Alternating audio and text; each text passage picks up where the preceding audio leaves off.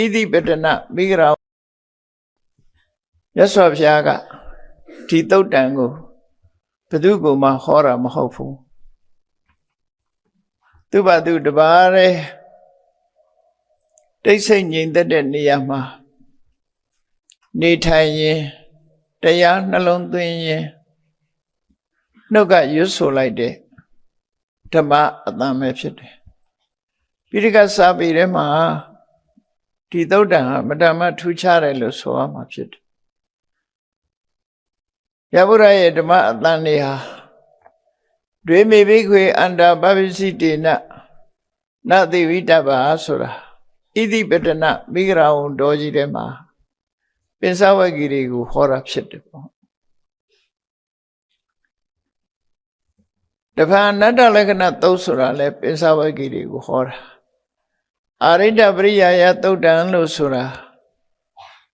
Shadi the Tongu, Hojare to Damapshit. Elo Diana be the Digu Hore. Yasavia Tama Atani Yam Yasa shit. Akulu Bedugu Mahora Mohopene. Shuphat Trezere and Nine. Yasavya Tito Dango Toso Gera Shitabo Eraha Tuchare look your mapshit. Tayoda Dike Ma Allah Eranawaga Tanyo Lukore Abaima Upa Tuti Tosora shit Upa Tuti Sora Atanye Anima Shidu look Deveya. Atan eat Anisa. Chalo de Niyama Shinida. Chalo de Niyaga Nibido. Nato. Atan Sura. Taman Bagari Piore Atan. Chalo de Niya Sura. Pelunia Lelu Sui. Sabi Jangama Tamatararo. Send it down can. Aqua away she didn't yellow soluble. That they go child. Oh, Bioram hofu. Bagari don't do bagari at the net, Bioni at Dania. Send it down, Anibi. They go child. But they may go out or did it. We didn't yell charge and jam up, no? Second alone, they go China now. Send it down, look. Erago. At the Ubasa shit, that matali shit. Dale Yibuya Tamat Yare the Wababe. Elu Jana Nita. Erom Yasovia at Dansuraha. Diluel Lumbia Nebiro. Jani Jara la. Diahome Soroshi. Yasovia at Dania. Sobazo Ludima Soroshi. Atanje Ines Gabiore Ludishi. Show telephone set at Dama Coneja. No, Atan or Viro Biona, do what he biores of Yaluda Conjan. Two room of Biorafu, Amialo or Eludile Ship. Radu than Jani at a party Bioni de Salaja. Two room of Biora de Lumua she did it. The car got the cat not die at that solution. To Biola and Lucy. To look at a good computer. To a quibo adonga. Pisica Buddha bomber. The Kimin say nebo. Chinure Surese Kuro. Teresa Nine. Terane Chinura Hochma home. Kimin net say. Teresa Nea Lugo Kiminelli. Ero Kimin net say net. Visigabura Shimya Jore Lama. Weba Kema and Eri Kean Los of you. Queer the Lano Hondwara. Tu Danjae. Weedy body, say down Shira Goni, Quayon Nanjara net, be paid on Mesobi. Eddie, you a general, than net, how we don't go to Buge. Eddie good to chop. To another Shadeka, Dodo Biolomia. To the Gabio, Nabi to be long on Jare, Dodo Bioji into Rokemet, Nadabe. Kodaga Nadahasura shit. Lurima Atandura Danjera Mumu Shijarabo. So Gabio in Turu Biolu Manena Tower Bugu Shidalu. Jelon Ajilu Nagwem Dakaya Bugu Murila Shid. လူတွေဟာသူ့အချင်းစရိုက်နဲ့အလိုက်ပြောကြဆိုကြဆက်ဆံကြအတန်ဆိုတာကိုအသုံးချပြီးတော့စကားပြောကြဒါကရေပုံရပေါ့နားကောင်းတဲ့လူတွေတော့ဝစီဝိညာတိလို့ခေါ်တဲ့နှုတ်ကထွက်ပေါ်လာတဲ့အတန်ကိုကြည့်ပြီးဒီလူဘာပြောချင်တာလဲဆိုတာကိုသိချရတယ်ပေါ့ဒီကနေ့ခေတ်မှာကြတော့နားမကြားတဲ့ပုဂ္ဂိုလ်တွေဖို့ကြတော့လက်ချောင်းလေးတွေနဲ့လက်ဟန်ပြပြီးတော့ sign language ဆိုတာပေါ်လာပြန်အဲ့ဒီ sign language နဲ့လက်ရဲ့လှုပ်ရှားမှုကိုကြည့်ပြီးတော့သင်ကြားထားတဲ့ပုဂ္ဂိုလ်တွေဟာ sign language နဲ့အတော်အသင့်နားလည်ပုံရတယ်ပေါ့နော်ပြည့်စုံတော့နားလည်ဖို့တော့ရှိမှမထင်ဘူးနော်တော့အသင့်တော့နားလည်တယ်ဘာပြောနေတယ်ဆိုဘာကြောင့်လို့ဆိုလဲအမှုရာဟာအခရာစလုံးတွေကိုအလုံးဖော်နိုင်တာမဟုတ်သည့်အတွက်ကြောင့်အတန်လိုလုံးနိုင်တာမဟုတ်သည့်အတွက်ကြောင့်သင်္ကေတတစ်ခုအနေနဲ့ကတော့ဖြစ်ကောင်းဖြစ်မှာပေါ့နော်အဲ့တော့သူမေးကြည့်ဖို့ကလည်းသူကမကြားဘူးဆိုခက်သားပဲနားလေလားလို့ဘယ်လိုမေးရမလဲအဲ့ဒါလို့အတန်တွေကိုအကြောင်းပြုပြီးတော့လူတွေဟာကိုယ့်ရဲ့ဆန္ဒကိုထုတ်ဖော်ကြတယ်ငှက်ကလေးတွေဟာလည်းအတန်ကိုအကြောင်းပြုပြီးတော့သူတို့ဆန္ဒကိုထုတ်ဖော်ကြတယ်တိရစ္ဆာန်တွေဟာလည်းပဲကိုယ်ဆန္ဒကိုအတန်နဲ့ထုတ်ဖော်ကြတယ်လောကမှာအတန်ကိုနားထောင်ရင်းကနေပြီးတော့တိရစ္ဆာန်တွေရဲ့စိတ်ဆန္ဒတွေအလုံးကိုခံမှန်းပြီးတော့သိရှိကြရတယ်ဒီပြင်ဦးလွယ်မှာထူးဆန်းတဲ့ငှက်ကလေးတွေရဲ့အတန်ဒါကတော့သူတို့အော်တာတော့ဒီပုံစံအတိတ်ပဲဟုတ်ချင်မှဟုတ်မှာကြားရတဲ့လူကအမျိုးမျိုးကြားတယ်ကြားတဲ့လူကဘာကြောင့်နားချင်းတူရတဲ့နဲ့တချို့ကတစ်မျိုးကြားပြီးတချို့ကတစ်မျိုးကြားတယ်လေလို့ဆိုရင်သူ့ရဲ့စိတ်ထဲမှာရှိတဲ့အမှတ်တင်ညာပေါ်မှာမူတည်ပြီးတော့ဖြစ်တာတဲ့နော်လူတွေဟာတယောက်နဲ့တယောက်ကြားပုံကြားနည်းမတူကြဘူးအတန်ဆွဲစကလုံးတွေဆိုလို့ရှိရင်ကြားတာချင်းကမတူချဘူးဆိုတော့အင်္ဂလိပ်လူမျိုးတွေကြားတဲ့အတန်ကိုတုလုပ်ပြီးတော့အင်္ဂလိပ်စကားတွေထွင်ထားတာရှိတယ်ဗမာလူမျိုးတွေကြားတဲ့အတန်ကိုကြောင်းပြုတ်ပြီးတော့တုလုပ်ထားတာလည်းရှိတယ်ပေါ့ကျောင်းဩသံကိုအင်္ဂလိပ်တွေကြတော့မြူးမြူးလို့အတန်ပြောတယ်ဗမာတွေကြတော့ညောင်ညောင်လို့ပြောတယ်နော်မတူဘူးဆိုတာကိုသိတာအဲ့ဒါဘာကြောင့်မတူလဲဆိုတင်ညာလို့ခေါ်တဲ့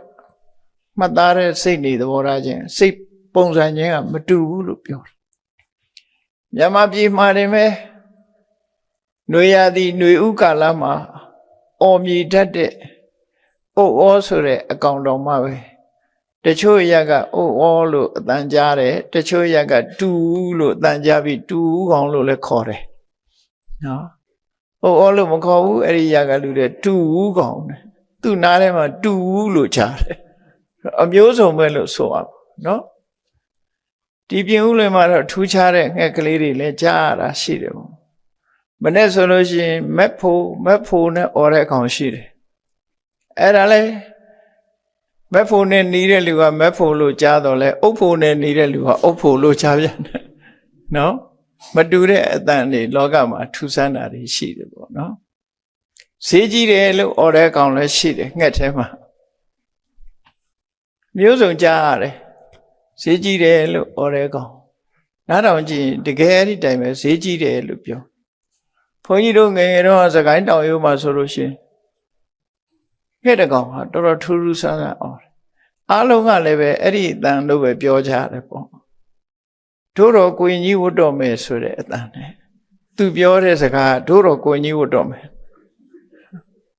အဲ့ဒီငှက်ပျောက်သွားတယ်နောက်ပိုင်းကျတော့နော်တကယ်ရှိတာတလောတော့ကဒီအနောက်ဘက်ကနောက်ကျောကတောထဲမှာတင်ပဲငှက်တကောင်ငှက်နှစ်ကောင်ကလာပြီးတော့အချင်းချင်းစကားပြောတဲ့အခါကျတော့ငှက်တကောင်ကနားထဲမှာကြားလိုက်တာပြောတာနော်သူတို့ပြောတာတော့မသိဘူးကိုနားထဲမှာခံစားရတာကိုပြောပြငှက်တကောင်ကတိလားနဲ့ပြောတယ်ဟိုတကောင်ကတိတကွာနဲ့အဲ့လိုကောင်မျိုးလဲကြားပြန်တယ်ပေါ့ ကိုနားထဲမှာကြားတာတွေကိုပြောတာနော်တော့အမျိုးဆုံးပဲမနေ့ကျရင်နေ့တိုင်းနားထောင်ကြည့်မက်ဖိုးဆိုတဲ့အကောင်ဟာဒီတိုင်းပဲអော်နေတာမက်ဖိုးနဲ့អော်နေတယ်အဲ့တော့လောကမှာတရားဝါတွေဟာလည်းပဲတကောင်းနဲ့ဆက်သွယ်တာပဲဖြစ်စေသူဆန္ဒကိုထုတ်ဖော်နေတာပဲဖြစ်စေအဲ့ဒါလို့အတန်ကိုသုံးချလိရှိကြတာဟာသဘာဝပဲလို့မြတ်စွာဘုရားသခင်ကိုရောမြတ်ကြီးကြတော့မြတ်စွာဘုရားရဲ့အတန်ဆိုတာအချိန်မီထွက်ပေါ်နေတာလည်းမဟုတ်ဘူးအကြောင်းမရှိပဲလေမြတ်စွာဘုရားစကားမပြောဘူးနော်တရားဟောတဲ့အခါမှာထွက်ပေါ်လာတဲ့အတန်အဲ့ဒီမှာလည်းပဲမြတ်စွာဘုရားကယဟန်တွေကိုဆုံးမတာရှိတယ်တဏိပတိတဏံဟောဘိက္ခွေဒွါယံကရဏီယံမင်းတို့နှစ်ယောက်ဆုံးပြီးလို့ရှိရင်နှမျိုးပဲလောက်ကြတစ်မျိုးကဘာတော့ဆိုရင်ဓမ္မိကထာဝါတရားနဲ့ပတ်သက်တဲ့စကားပြောခြင်းပြောဟိုစကားဒီစကားတွေရှောက်မပြောနဲ့တရားနဲ့ပတ်သက်တဲ့စကားပြောအဲ့လိုမှမဟုတ်ဘူးရိယောဝတုံဏိဘာဝတရားနှလုံးသွင်းပြီးတိတ်တိတ်နေ Noble Silence လို့ခေါ်တယ်အရိယတုံဏိဘာဝ Noble Silence ဆိုတာအဲ့ဒါတရားနှလုံးသွင်းပြီးတော့တိတ်တိတ်ဆိတ်ဆိတ်နေဆုံးရင်မြတ်စွာဘုရားစကားပြောရင်တရားစကားပဲပြောတရားစကားမပြောဘူးဆိုလို့ရှိရင် Noble Silence မြင့်မြတ်တဲ့တိတ်ဆိတ်နေသုံးခြင်းဆိုအဲ့တော့မြင့်မြတ်တဲ့တိတ်ဆိတ်နေထိုင်ခြင်းဆိုတာကတရားနှလုံးသွင်းနေတာကိုဆိုလိုတယ်ဘာမှမသိလို့ငြိမ်းနေတဲ့လူကလည်းရှိသေးတယ်အဲ့ဒါ Noble Silence မဟုတ်ဘူးနော် Noble Silence မဟုတ်ဘူးတရားနှလုံးသွင်းပြီးငြိမ်းနေမှ Noble Silence ဖြစ်တယ်ပေါ့သမဘာဝင်စားနေတယ်ဇံဝင်စားနေတယ်စာကြည့်နေတယ်စသဖြင့်ဒါ Noble Silence လို့ပြောရမှာပေါ့အဲ့ဒါလို့မြတ်စွာဘုရားကြတော့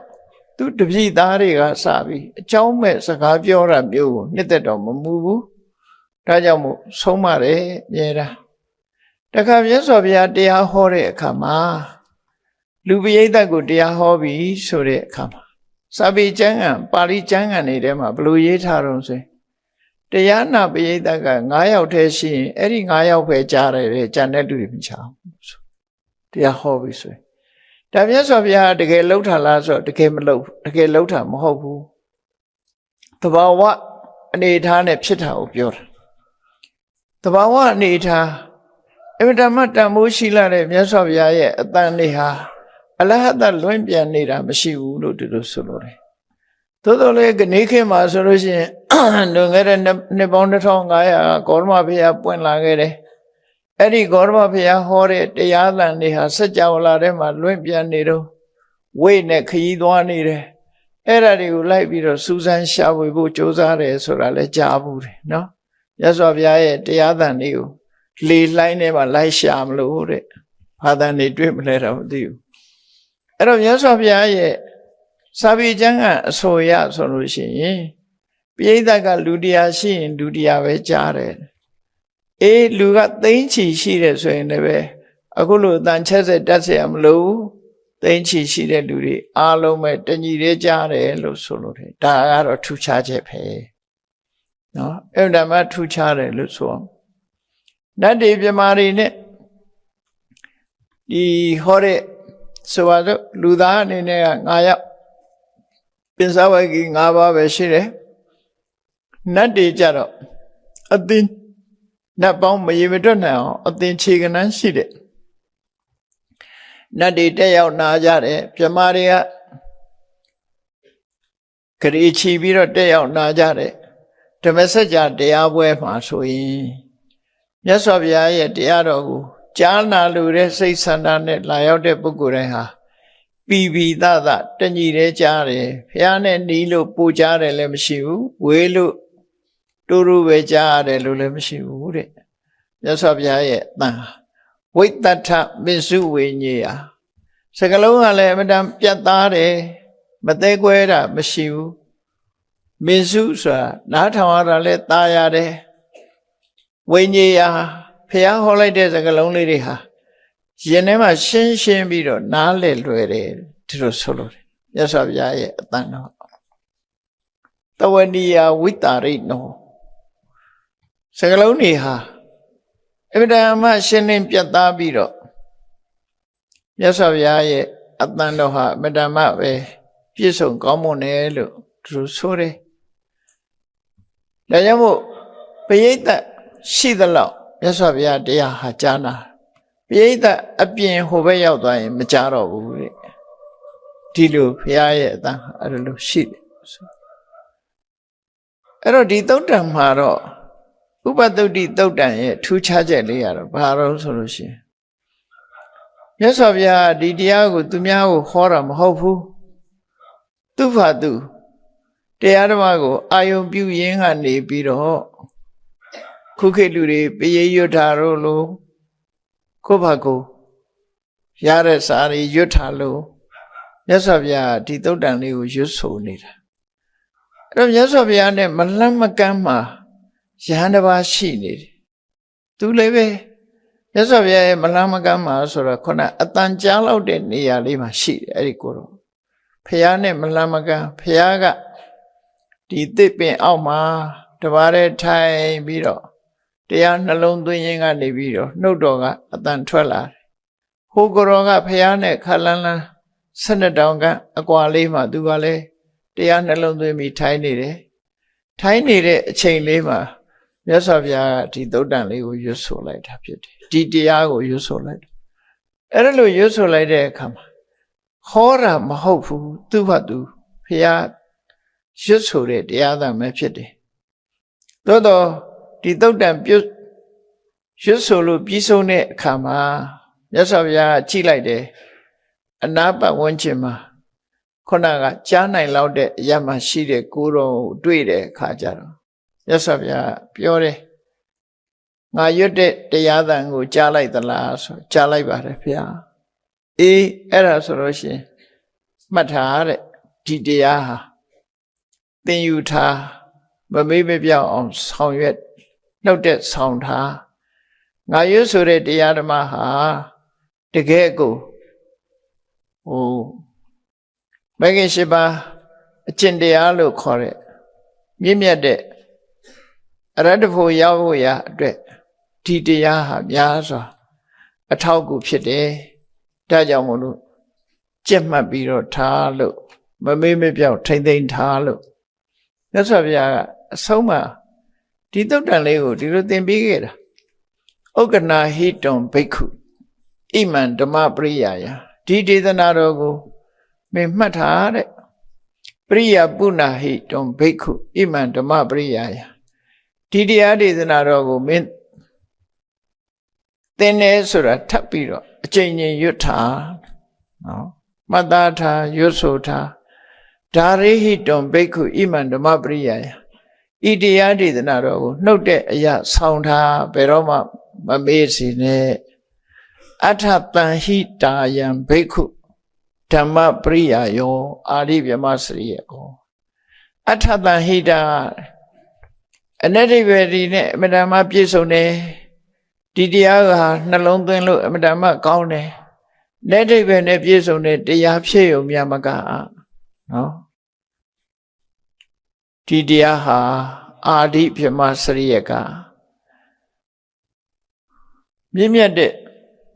မဖို့နိဗ္ဗာန်ရဲ့အဥအစဖြစ်ရာဒီလမ်းကြောင်းမဟုတ်ဥသဖွယ်ဖြစ်တယ်လို့ဒီဟာကိုကြက်မှတ်ထားလို့ဒီကုန်းမှာအဲ့လိုမိတ်ဆိုပြီးတော့ဒီသုတ်တံလေးကိုအဆုံးသတ်ထားတာဖြစ်တယ်ပေါ့အဲ့တော့ဒီတရားကိုကြားနာလိုက်ရတဲ့ယဟန်ကဆင့်ပွားပြီးတော့ကျန်တဲ့ယဟန်တွေကိုဟောပြောပြသခြင်းအပြင်ဒီသုတ်တံဟာဒီကနေ့ထီအောင်စာပေတဲ့ကိုရောက်ရှိလာတယ်လို့သူတို့ဆိုမယ်ဒါကြောင့်မို့မြတ်ဗုဒ္ဓရဲ့ဓမ္မအတန်လို့ဆိုတာဟာဟောတရားရဲ့ဓမ္မအတန်မဟုတ်ဘဲနဲ့သူကိုယ်တိုင်ရွတ်ဆိုလိုက်တဲ့ဓမ္မရဲ့အတန်သာလင်းဖြစ်တယ်ဆိုတာအဲ့တော့ဒီဓမ္မအတန်လေးကိုတရားချက်ကင်သူတော်စင်ပြိဿအပေါင်းတို့အား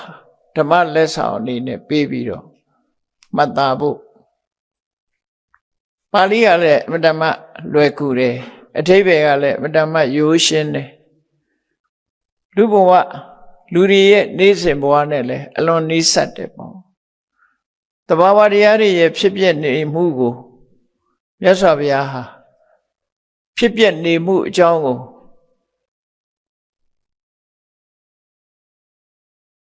ဒီရှင်းလင်းဖော်ပြတဲ့ပရိစ္ဆသမုပ္ပါဒ်နဲ့